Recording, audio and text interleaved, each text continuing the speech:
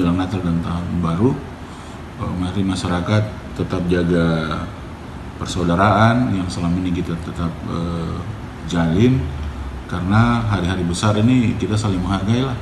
Yang Muslim menghargai yang Nasrani, yang Nasrani juga tetap menghargai yang Muslim menjelang hari-hari besar keagamaan yang akan kita langsungkan bersama. Jadi tetap tidak usah mendengar provokator yang sengaja mengacau bela persatuan dan kesatuan yang sementara sampai dengan saat ini kita jaga.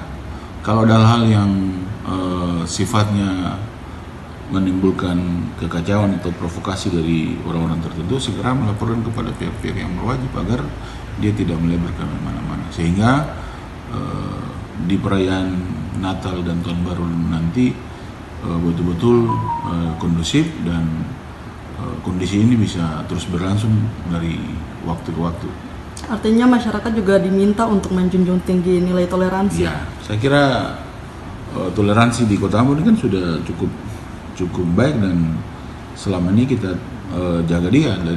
Jadi mari selaku umat beragama, toleransi yang sudah kita jalankan dalam kehidupan sehari-hari kita, yang mana Kota Ambon sudah sangat kondusif dari waktu ke waktu, mari kita jaga dia, karena siapa lagi yang mau jaga kedamaian di Kota Ambon kalau bukan kita, masyarakat Kota. Terima kasih sudah nonton.